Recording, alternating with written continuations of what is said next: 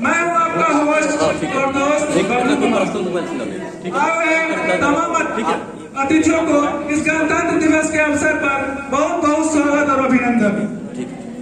आए हुए तमाम अतिथियों के लिए मैं 2 लाइन कहना चाहता हूँ। मंच रोशन हुआ, जगमगाहट मिली, हर्ष आनंद की खिलखिलाहट मिली। मंच रोशन हुआ, जगमगाहट मिली, हर्ष आनंद की खिलखिलाहट उठी। आपके आने से श्रीमान जी यहाँ हर किसी को मुस्कुराहट मिली।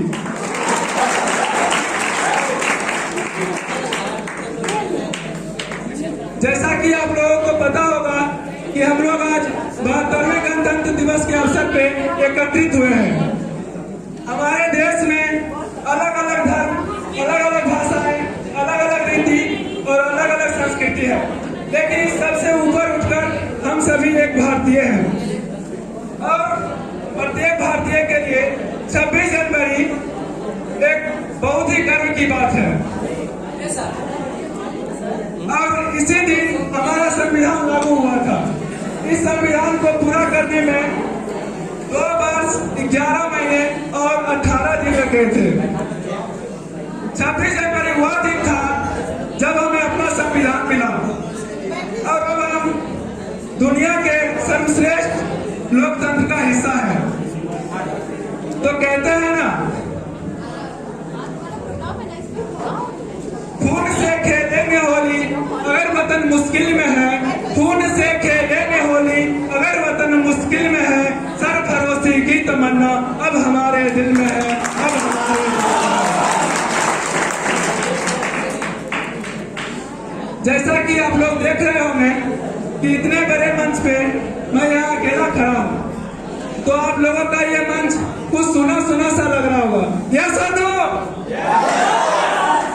तो मैं ऐसा बिल्कुल भी नहीं होने दूंगा कि ये मंच थोड़ा सा भी सुना रह जाए। इसीलिए मैं अपने को होस्ट, जो कि most beautiful, very smarty and very talented को बुलाना चाहता हूँ। So please clap a big hand for our co host Heena करीम।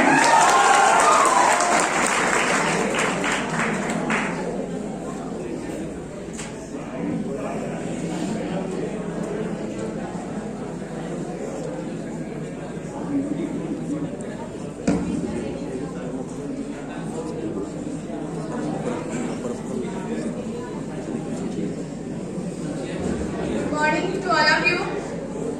मैं हीना सबसे पहले अपने को होस्ट को थैंक यू बोलना चाहूंगी, जिनके साथ हमको होस्ट करने का मौका मिला है।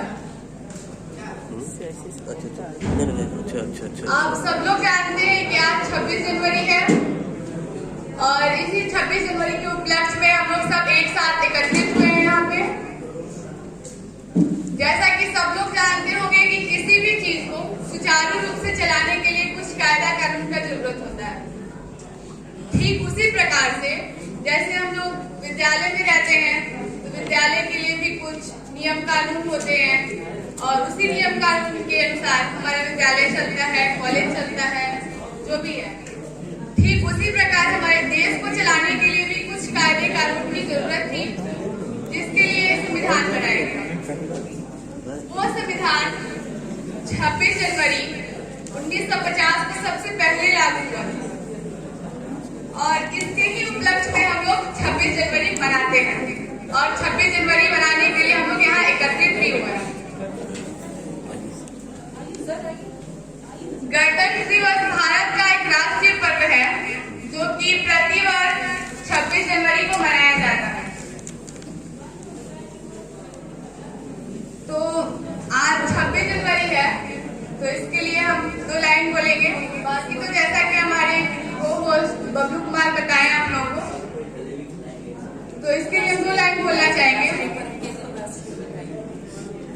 आजादी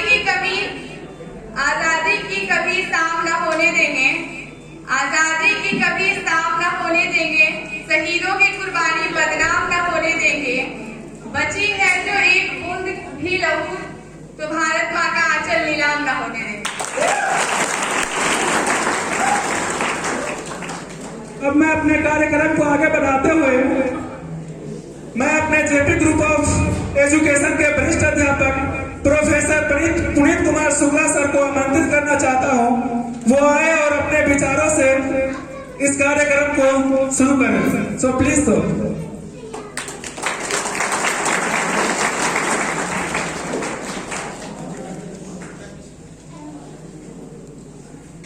थैंक यू।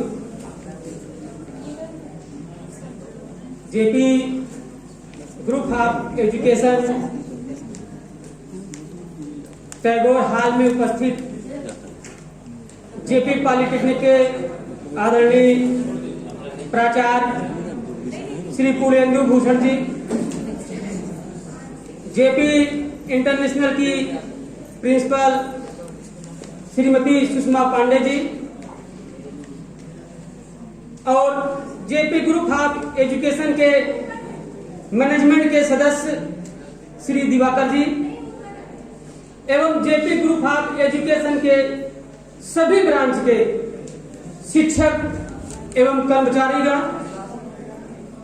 एवं बच्चों के अभिभावकगण एवं प्यारे बच्चों, आप सभी का मैं असिस्टेंट प्रोफेसर पुनीत कुमार शुक्ला सभी लोगों का स्वागत एवं अभिनंदन करता हूं।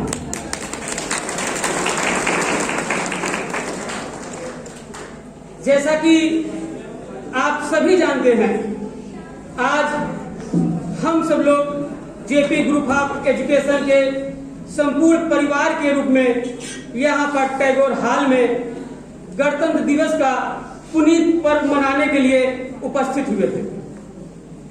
जैसा कि इस बार बहुत ही हर्ष का बात है और बहुत ही प्रसन्नता की बात है।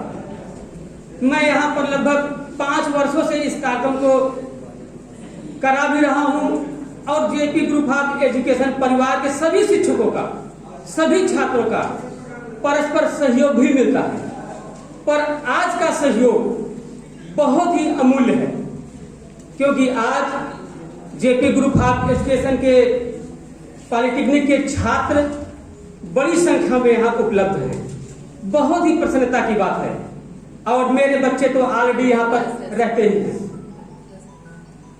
आज गणतंत्र दिवस के विषय पर चर्चा और परिचर्चा का ही विषय है। हमें ये गणतंत्र जो आजादी मिली है, इतनी आसानी से नहीं मिली है जितना हम लोग महसूस करते हैं।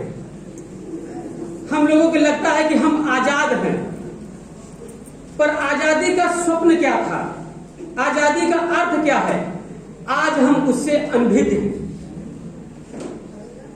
जिन वीर सपूतों ने भारत मां को अंग्रेजों से 200 वर्षों से जो भारत मां जकड़ी हुई थी, हम लोग अंग्रेजों के गुलाम थे, उन वीर शहीदों ने, क्रांतिकारियों ने भारत मां को आजाद कराने के लिए अपने प्राणों की आहुति दी है। उन्हीं प्राणों आहुति के बाद हमारा संविधान बना कि हमारे समाज में, हमारे परिवार में जो लड़कों और लड़कियों में जो असमानता है, जो छुआछूत है, जो जात पात है, जो अमीरी गरीबी है, जो लड़कों और लड़कियों में असमानता की भावना है, उन सब को भारतवर्ष में कैसे दूर किया जाए और सभी लोगों को लेकर के कैसे भारतवर्ष को पुनः सोने की चिड़िया कैसे बनाया जाए, इसी के उद्देश्य से भारत का संविधान बनाया गया कि हम लोगों में जो भी असमानता है, विभिन्न प्रकार की असमानता है, विभिन्न प्रकार की गतिविधियों में भी है, तो उन सबको दूर करने के लिए इस संविधान का एक प्रारूप तैयार किया गया और उस संविधान के माध्यम से लोगों को जागरूक किया गया कि जो हमारे समाज में, जो हमारे आसपास में जो असमानता की भावना है, वो संविधान के माध्यम से दूर किया जाए। यही वीर क्रांतिकारियों का भी उद्देश्य था कि भारत मां को आजाद कराने के बाद जो हम आपस में मनमुटाव है, आपस में जात भेद है, उन सबको भी दूर किया जाए। तो संविधान जो बनाया गया उसका बहुत उद्देश्यपूर्ण कार्य है। उस उद्देश्यपूर्ण कार्यों को आज हमें सफल बनाने की आवश्यकता है। आज भी हम देखते हैं कि समाज में असमानता की भावना बहुत ज्यादा है, खासकर अमीरी गरीबी, लड़के और लड़कियों में। हमें संविधान तो मिल गया, अधिकार तो मिल गया, क्या हम ये असमानता दूर कर पाए? क्या जात पात मिटा पाए? क्या अमीरी गरीबी का अंतर मिट पाया? नहीं। संविधान है, नियम है, कानून है, पर उस संविधान का हम सही तरीके से, खासकर हम शिक्षित वर्ग, सही रूप से प्रयोग नहीं कर पा रहे। उसका जरूरी है, क्योंकि आजादी तभी हो सकती है जब आपस में असमानता की भावना दूर हो जाए। आजादी का मतलब ये नहीं है, गणतंत्र का मतलब ये नहीं है कि हम स्वतंत्र हैं, हम फ्री हैं, हम अपनी भावनाओं को चाहे जिस प्रकार से प्रकट करें, पर नहीं, दूसरे की भावनाओं का भी, दूसरे के सम्मान का भी कद्र करना होगा। तभी संविधान का प्रमुख उद्देश्य परिपूर्ण होगा। और हम सबको, बालक और बालिकाओं में जो शिक्षा की कमी है, जो जात पात की है, जो विभिन्न सामाजिक कुंठाएं हैं, जैसे दहेज प्रथा, बाल विवाह, विभिन्न प्रकार की कुंठाएं, उन सब को संविधान के माध्यम से दूर करना होगा। तभी संविधान का उद्देश्य पूर्ण होगा। क्योंकि इस प्रकार से संविधान का उद्देश्य अगर पूर्ण नहीं होगा तो उस संविधान का बनाने का कोई उद्देश्य, कोई लक्ष्य नहीं रहेगा।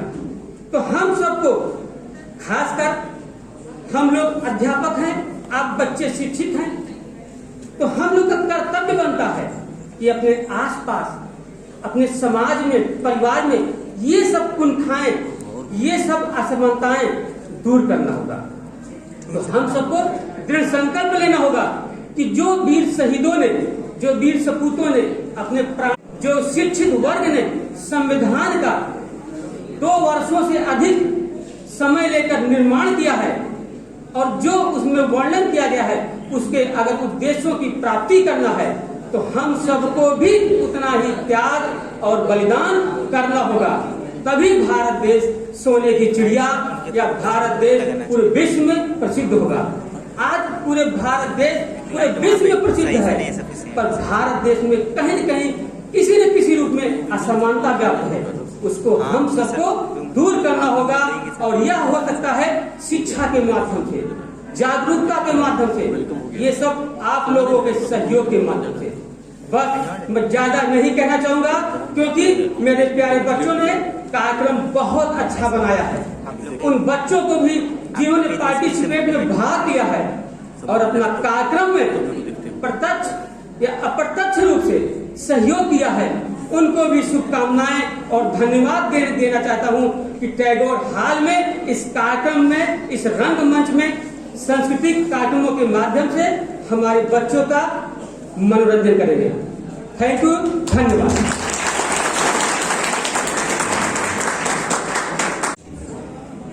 जैसा कि सर हम लोगों को बहुत कुछ बात बताएं, सारी बातें उसमें से बहुत अच्छी थी।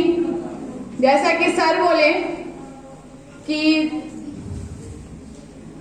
संविधान तो बन गया, लेकिन अभी भी बहुत जगह कुछ कमियां हैं जो पूरी नहीं हो पाई हैं। जैसे कि जातिवाद का भेदभाव होता है, लड़का लड़की लोगों को लेकर के असमानता का भेदभाव होता है।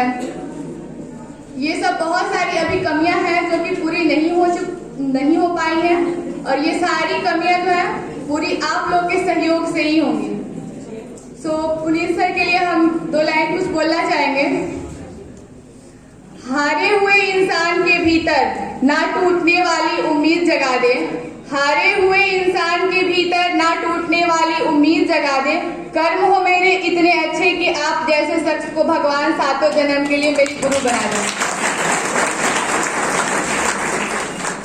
इसी के साथ मैं अपने कार्यक्रम को आगे बढ़ाते हुए अपने नेक्स्ट परफॉर्मर को बुलाना चाहता हूं, जो कि एक देशभक्ति सॉन्ग लेकर आ रही है। पूजा कुमारी, मेरा मुल्क